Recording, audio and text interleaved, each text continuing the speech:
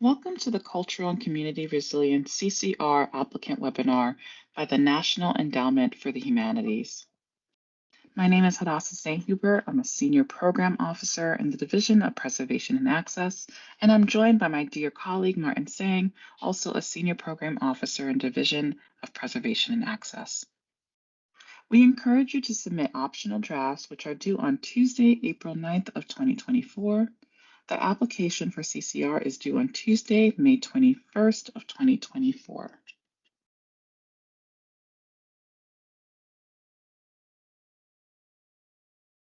Today, we'll go over what the Cultural and Community Resilience Program, or CCR, can fund, share some examples of potential project ideas, and how you can apply for an award. We will offer some suggestions for writing a good application and describe select projects of current awardees. The Cultural and Community Resilience, or CCR program, is administered by NEH's Division of Preservation and Access, one of 7 divisions and offices at the NEH. The CCR program helps communities address the impacts of climate change and the COVID-19 pandemic by safeguarding cultural resources and fostering cultural resilience through the identification, documentation, and/or collection of cultural heritage and community experiences. The program is designed to support activities such as, but not limited to, oral history collections, online collections of digital surrogates or born digital materials, physical archival collections, creation of partnerships, technical requirements and strategic planning documents, collection data sustainability plans, and other forms of documentation as needed. In its efforts to broaden access to the humanities and humanities resources, NEH welcomes applications from organizations with strong ties to the communities they seek to document, including Native American, Alaska Native, and Native Hawaiian organizations and communities, and federally recognized Native American tribal governments, minority-serving institutions, community colleges, community archives, and organizations that have not previously received NEH support. As you can see on this slide, CCR awards up to $150,000. Your project may take up to 2 years to complete, beginning as early as February 1st, 2025. And just a reminder that all activities must relate to either climate change or the COVID-19 pandemic.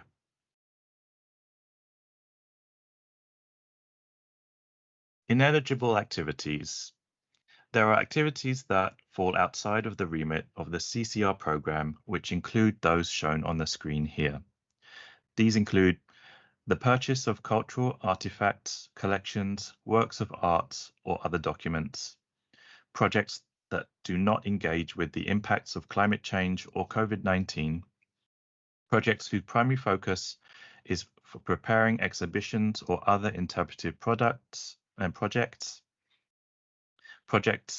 whose primary focus is the development of documentaries or films, projects that do not substantively engage with one or more communities, projects solely focused on the digitization of newspapers or the preservation of existing collections that do not document climate change or COVID-19. The program does not support the renovation, restoration, rehabilitation, or construction of properties, including historic sites. The full list of funding restrictions can be found in Section D, Application and Submission Information of the CCR Notice of Funding Opportunity.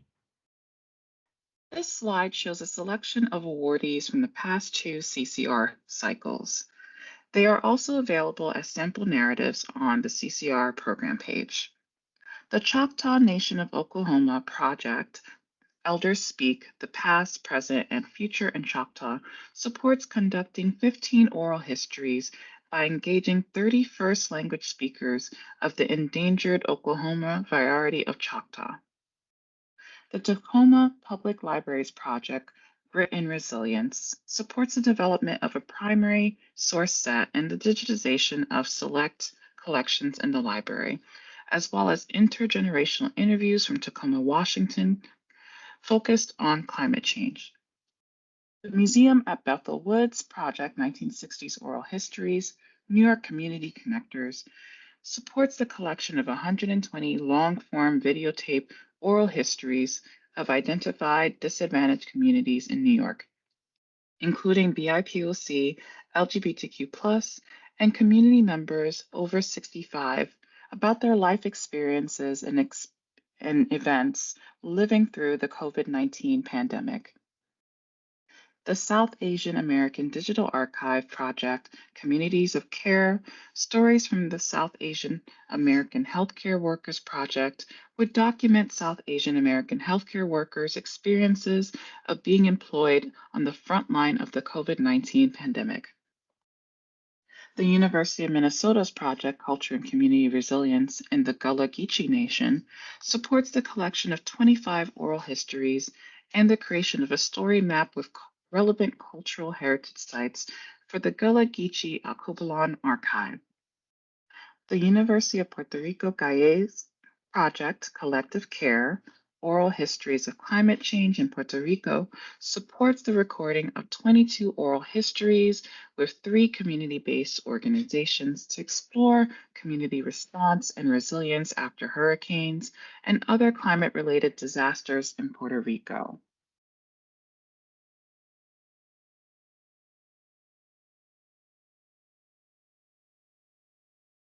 We welcome projects in any stage of development from planning to implementation. In addition to the types of projects our awardees have done, here are a few potential examples of project ideas that might resonate with your organization. A local history society creates an oral history collection with reflections from first responders after wildfires or other types of climate crises. An organization is interested in documenting and safeguarding traditional memories of Indigenous elders or other knowledge keepers during climate crises such as drought. A community organization wishes to document the impact of climate change or a natural disaster on local agricultural practices. In an area prone to wildfires, a public library, community college, and local historical society develop a plan for rapid response collecting should a wildfire or other emergency occur.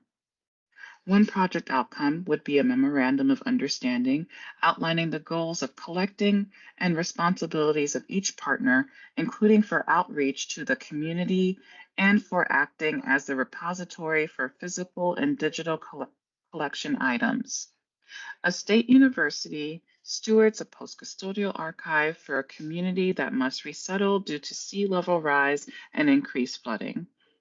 CCR would support the collecting of experiences of doctors, nurses, and other emergency responders during COVID-19. It also supports the documenting of everyday community experiences during the COVID-19 pandemic, such as lifestyle changes and encounters with shortages or losses. Do you have an idea? We welcome contacting us even at the very beginning stages of preparation. Developing an application. When developing an application, please refer to the Notice of Funding Opportunity, or NOFO, on the NEH website for all required and recommended documentation needed for submission. The main component of a CCR application is the project narrative, which is a 10-page, single-spaced document where you will describe your project, the activities you would like to undertake, and answer the questions that help address the review criteria.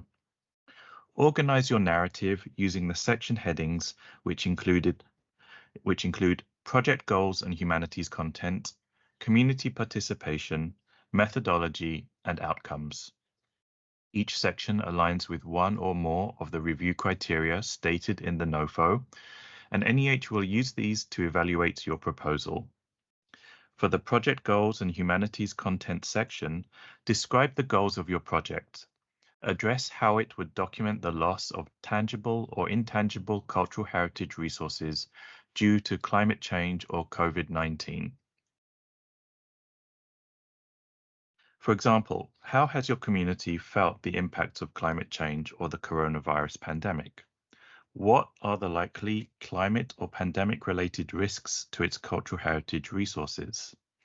In addition, if the Justice 40 initiative identifies your community as disadvantaged under its framework, discuss the relevant circumstances referring to the Climate and Economic Justice Screening Tool.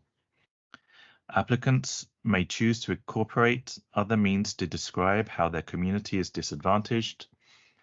For applicants discussing the impact of the COVID-19 pandemic on their community, you may refer to publicly available data provided by the Centers for Disease Control and Prevention or your local jurisdiction.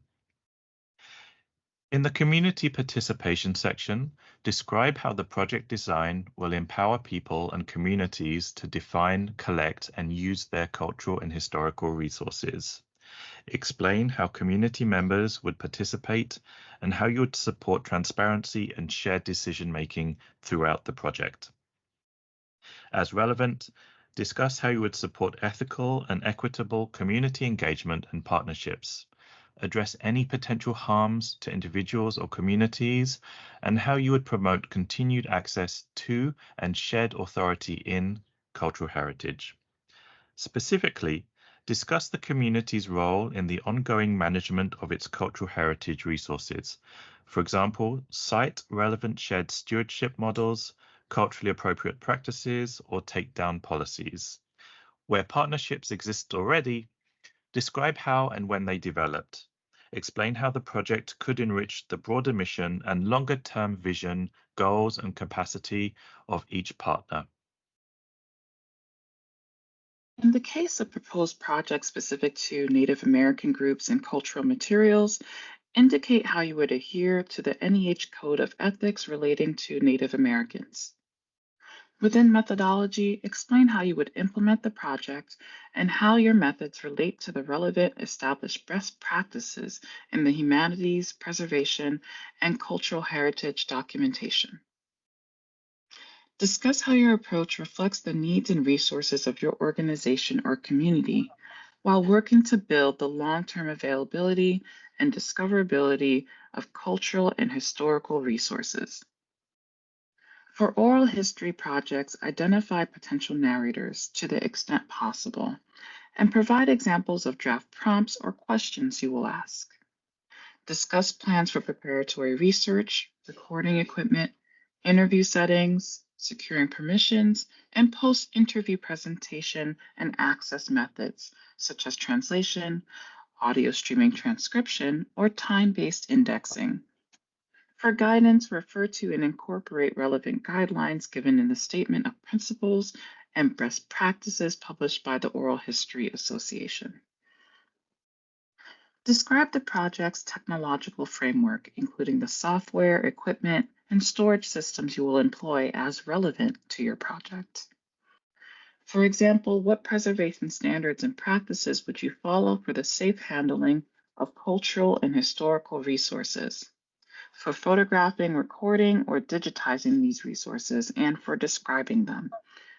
Identify the community's choice of a repository or repositories to hold digital copies of items with their permission. In the outreach section, identify project deliverables and how you would share them among key stakeholders and audiences who would benefit from access. As you craft your narrative, be mindful of the 10-page limit. You may describe how you would address intellectual property and privacy issues and provide documentation of existing or sample permissions, donor agreements, licenses, or proofs of informed consent you will use as relevant within additional supporting documentation.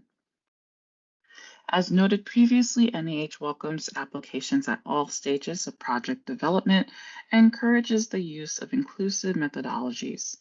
These may include folkloric, ethnohistorical, and ethnographic modes of inquiry, oral histories, participatory archiving, shared stewardship arrangements, and community-centered access.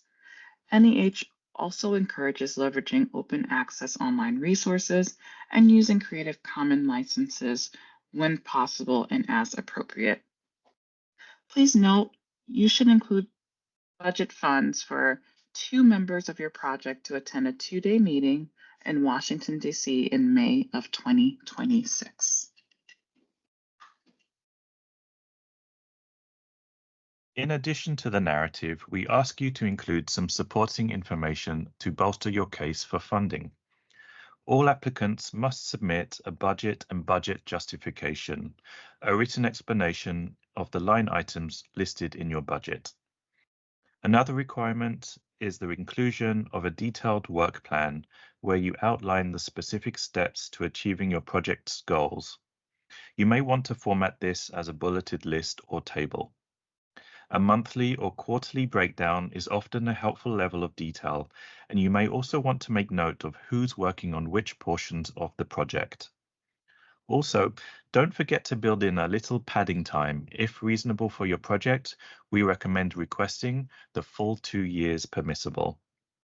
Finally, all applicants must include resumes or CVs for the key staff and consultants participating in the project. We recommend including a letter of commitment or support from communities or organizations you intend to work with. While not required, other supporting documents, including examples of questions you will ask or conversation prompts for all history projects, are also encouraged. For more tips on what constitutes a good proposal and to understand the application process in general, please see the posted sample narratives and read the blog post Tips on Applying for a Preservation and Access Award on the NEH's Division of Preservation and Access program page.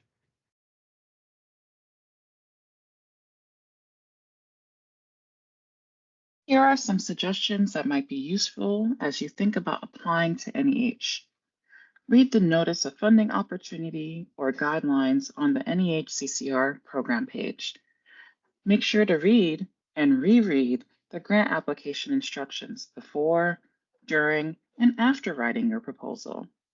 You can contact us and we can answer questions at any point before submission. Review the sample narratives on the program page as well. Draft early and solicit feedback. Make sure to fully address the review criteria. We do welcome drafts at any stage of development to provide feedback, so submit them early. Include all information specified in the guidelines. Link the project to its potential impact and importance to the field of the humanities, and include strong letters of support when permitted. And proofread. Always get another set of eyes to read your application prior to submission. As we encourage you to submit draft applications, you should also know what the application review process looks like. There are 4 stages of review. At the first level is peer review. Applications are sorted into panels with regard to institution or collection type. The peer reviewers will evaluate the applications based on the review criteria mentioned previously and as stated in the Notice of Funding Opportunity. Peer reviewers then assign a rating to each proposal and submit written comments. Second, the applications are reviewed by NEH staff and recommendations for funding are made.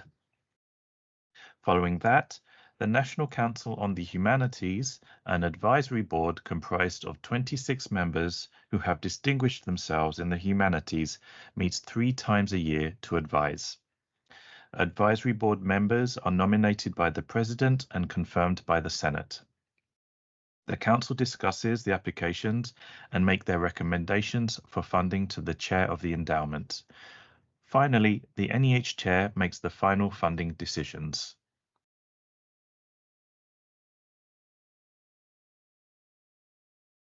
Program officers can help you navigate through the grant process through pre-application to the final report. We can help determine the right funding program for your project and offer advice on preparing proposals. We appreciate the chance to speak with you early in the process and clarify any questions. Just another reminder that optional drafts are due through Tuesday, April 9th, and that the application is due on Tuesday, May 21st of 2024. Thank you for joining us today. We look forward to your questions and comments. If others come to mind or you wish to discuss a potential application, please reach out to us at preservation@neh.gov. Thank you very much. Thank you.